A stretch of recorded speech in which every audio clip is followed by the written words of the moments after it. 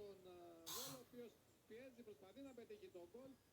Έχει κάνει τις ευκαιρίες, έχει δημιουργήσει τις προϋποθέσεις, έχει το δοκάρι με τον Μεντιέτα, έχει τις φάσεις με τον Γκλάτσιτς, τον Καλογερόπουλο και τον Μίγα, αλλά μέχρι στιγμής Όφη κρατά ανέπαυτη την αιστεία του και αν το κατορθώσει και στο σημερινό μάτς θα είναι το τρίτο συνεχόμενο παιχνίδι που Όφη δεν θα δεχτεί γκολ από εκεί που στα προηγούμενα 21 μάτς μετρούσε επίσημα μάτς, μετρούσε απώλειες για την άμυνά του, είχε δεχτεί γκολ στα προηγούμενα 21 μάτς. Και ένα φάουλ τώρα που κερδίζει Όφη από τον Μίγα στην προέγραση μεγάλης περιοχής του Βόλου από τα αριστερά για τον Όφη. Είναι πεσμένο στον αγωνιστικό χώρο ο ποδοσφαιριστής του Όφη. Και έχουμε Γιώργο, κάρτα από τον Μίγας. Το Μίγας κάρτα, ωραία. Λοιπόν, η ΚΑΕΠ ανακοίνωσε και επισήμως την απόκτηση του Γκέιμπριελ από τη Μακάμπι Τελ Αβίβ, 27 ετών. Αναμένεται αύριο στις 9 το πρωί στην Αθήνα. Κινήθηκε γρήγορα από να αντικαταστήσει το Ματίας Ρίσο. Διαβάσω στα γρήγορα την ανακοίνωση. Η ΚΑΕΠ Παναθηναϊκός ανακοινώνει την απόκτηση του Βέινεν Γκέιμπριελ μέχρι το τέλος της σεζόν 24-25. Ο Γκέιμπριελ γεννήθηκε στις 26 Μαρτίου του 1997 στην πόλη Χαρτούμ του Σουδάν. Έχει ύψος 2,6 και αγωνίζεται στις 5. Φοιτησε στο κολέγιο του Κεντάκι, αγωνιζόμενος με επιτυχία στην ομάδα του Κεντάκι Wildcats για 2 χρονιές. Στην δεύτερη του σεζόν μέτρησε 6,8 πόντους και 5,4 rebound σε 37 αγώνες. Το 18 υπέγραψε συμβόλαιο συνεργασίας με τους Sacramento Kings και στη συνέχεια αγωνίστηκε στην G League με τον Stockton Kings. Στις αρχές της σεζόν 19-20 έπαιξε 11 μάτς στο NBA με τους Sacramento Kings και τον Ιανουάριο του 20 έγινε ανταλλαγή στους Portland Trail Blazers, με τους οποίους αγωνίστηκε σε 19 παιχνίδια. Στη σεζόν 2021 χώρες στη Βανίλα των New Orleans Pelicans, 21 μάτς μετρώντας στις 3,5 πόντους και 2,7 rebound κατά μέσο όρο. Την επόμενη χρονιά μετά από ένα πέρασμα από την G League και τους Wisconsin Head, όπου είχε 13,8 πόντους και 8,7 rebound και 2 κοψίματα κατά μέσο όρο, σε 12 μάτς υπέγραψε συμβόλαιο με τους Brooklyn Nets, τη φανέλα των οποίων φόρησε για 6 αγώνες. Συνεχίζει την αναφορά στο βιογραφικό του Γκέμπριελ, ο οποίος αγωνίστηκε εσχάτως στη Μακάμπι Τελ Αβίβ, έχοντας 5,8 πόντους, 4,7 rebound, 1,3 assist και 1,1 κόψιμο σε 15 λεπτά συμμετοχής σε 9 αγώνες στην EuroLeague. Γυρίζουμε και πάλι στο γιατί που λέει Όφη Βόλος Γιώργος Γιαλτάκη. 78 λεπτό, Όφη Βόλος 3-0 στο τελευταίο μάτι του 2024 για την Super League. Ο Βόλος προσπαθεί να πετύχει τον γκολ της τιμής, Όφη να κρατήσει το 3-0 και ή δυνατόν να πετύχει και ένα τέταρτο γκολ. Η μπάλα είναι τώρα για τους παίκτες του Βόλου με τον Σούντγκρεν μεταξύ Μεσένας και μεγάλης περιοχής για τον Όφη. Ατομική προσπάθεια από τον Σούντγκρεν, θα γίνει το πλασέ, φοβερή απόκρουση του Χριστογιώργου στο πλασέ που έκανε ο Μεντιέτα και πάλι ο παίκτης που έχει φέρει τα πάνω κάτω όσον αφορά το Βόλο επιθετικά.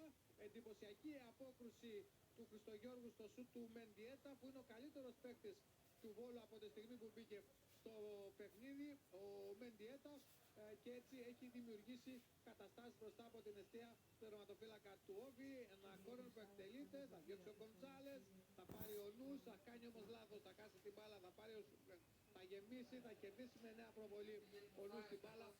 Πλάγιο για τον Βόλο, κρατάει την μπάλα, θα την δώσει για τον Μίγα, ξανά με διέτα, πολύ ωραία για τον Σούντγκρεν, η μπάλα είναι για τον Κώστα, Γκλάτσιτ, σουτ, κακό, out, ψηλά. Λύνεται η μίνι πολιορκία στην αιστεία του Όφη. Το 3-0 Όφη Βόλος, 80 λεπτό παραμένει στο Θόδωρος Βαρδινογιάννης, και έχω την εντύπωση ότι πολύ δύσκολα θα αλλάξουν οι συνθήκες του παιχνιδιού όσον αφορά τον νικητή τουλάχιστον. Ο Βόλος παίζει και με ένα παίκτη λιγότερο από το 15, κάνει με 3-0 και έχουμε αλλαγή. Ναι, έχουμε αλλαγές στο παιχνίδι, καθώς θα μπουν μέχρι να γίνουν, Γιώργο, οι αλλαγές. Εγώ να σου πω ότι είδα ξανά το δεύτερο γκολ του Όφη στο replay, στο βίντεο. Επειδή η μπάλα πήγαινε έξω από την κεφαλιά του Φούντα, έτσι φαίνεται, γι' αυτό χρεώνεται ως αυτογκολ το γκολ για τους κριτικούς, ως αυτογκολ του Καλογερόπουλου. Χτύπησε πάνω στο Καλογερόπουλο και κατέληξε στα δίχτυα, στην κεφαλιά του Φούντα. Δεν αλλάζει τίποτα βέβαια σε σχέση με το συνολικό σκορ που υπάρχει διαμορφωμένο αυτή τη στιγμή, με τον Όφη να προηγείται 3-0 και τον Βόλο να παίζει με 15-15. Ωραία. Λοιπόν, να πούμε δύο αλλαγές για τον Όφη. Θα φύγει από το παιχνίδι ο Χατζηδεοδωρίδης, στο 80 λεπτό τη θέση του θα πάρει ο Απάντα, και στο ίδιο λεπτό θα μπει στο παιχνίδι ο Θεοδοσολάκης στην θέση του Σεγγέλια. Ο Μίλαν Ράσταβατς θέλει να δώσει μεγαλύτερη ενέργεια σε μπάλα και παίρνει το φάουλ ο Μπάλτσι μεταξύ κέντρου και περιοχής. Ένα φάουλ για την ομάδα του Λεβαδιακού. Είμαστε στο πρώτο λεπτό 0-0. Ο Λεβαδιακός δυσκολεύει τους μεγάλους. Θυμίζουμε στο Καραϊσκάκης είχε αποσπάσει στο παλία 2-2 και μάλιστα είχε γυρίσει το μάτσα από 2-0. Οι δύο ομάδες στον πρώτο γύρο στην Λιβαδιά είχαν την ΑΕΚ στην Τριά, στην δική τους αναμέτρηση με 3-0, αλλά χρειάστηκε τον κόλ του Κοϊτά στις καθυστερήσεις του ημιχρόνου που απλοποίησε τα πράγματα και στη συνέχεια τα γκολ του Ελίασονγκέ του Γκατσίνοβιτς για να δώσει να πει την μεγαλύτερη εκτός έδρας νίκη της ΑΕΚ μέχρι στιγμής. Η σέντρα έγινε, η μπάλα στο Ξεμάνσκι κόρνερ. Το πρώτο κόρνερ στο παιχνίδι είναι για την ομάδα του Λεβαδιακού, που βάζει δύσκολα τις ομάδες του Big Five. Είναι 12ος ο Λεβαδιακός, 13 βαθμούς, τους 9 είναι η Λαμία και η Καλυθέα. Και η ΑΕΚ βεβαίως βλέποντας ότι καθάρισε ο Ολυμπιακός με 1-0, καθάρισε ο Παναθηναϊκός με 1-0, καθαρίζει και ο ΠΑΟΚ. Καταλαβαίνουμε ότι χρειάζεται για να παραμείνει στο μείον 1 από τον Ολυμπιακό. Εκτελείται το κόρνερ με σέντρα, απομακρύνεται η μπάλα, προσπαθεί η ΑΕΚ να βγάλει μια γρήγορη μετάβαση. Κουβαλάει την μπάλα πάρα πολύ ωραίο ο Πίος που δίνει για τον Μαρσιάλ. Μαρσιάλ περνάει για τον Πιερό που έχει βγει αριστερά ο Πιερό και δίνει και πάλι στον Μαρσιάλ. Ο Μαρσιάλ για τον Πίο και ο Πίος γυρίζει πίσω για τον Μουκουντή. Έτρεξε και κάλυψε τους χώρους και ο Μορέιρα. Πίος ξανά κάτω από τη μεσαία γραμμή στο χωράμινας της ΑΕΚ. Σιμάνσκι. Την μπάλα. Πάλι ο Λεβαδιακός σε μια προσπάθεια επίθεσης από τα δεξιά με τον Κάσο. Να δίνει εδώ σε έναν χώρο που ο Πετρόσο προσπαθεί να κινηθεί. Η σέντρα μέσα στην περιοχή έχει γυρίσει ο Γιούμπης, δίνει για τον Μουκουντή.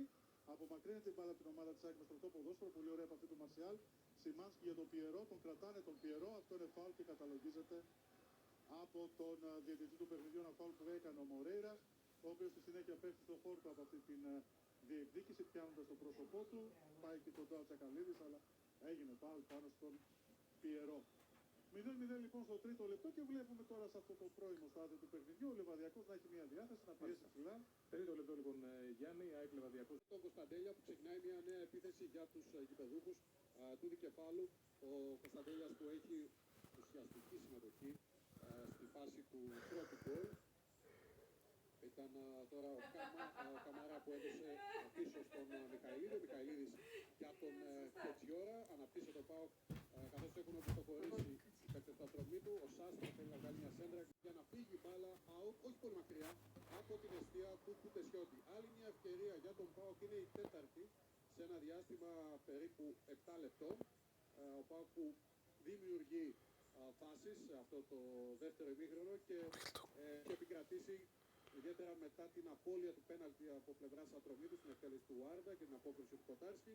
Ο ΠΑΟΚ που ελέγχει ξανά, ο Καμαρά πήγε πάνω του Τζοβάρας, κάνει φάουλ στον παίκτη του ΠΑΟΚ, καταλογίζει το φάουλ, θα το εκτελέσει ο ίδιος ο Καμαρά, είναι κοντά του και ο Σάστρε. Ο Καμαρά θα δώσει πίσω για τον Κετζιόρα, καθώς το παιχνίδι πάει πλέον για την τελική του ευθεία εδώ στην Τούμπα και καθώς ο Ατρόμητος αμήνει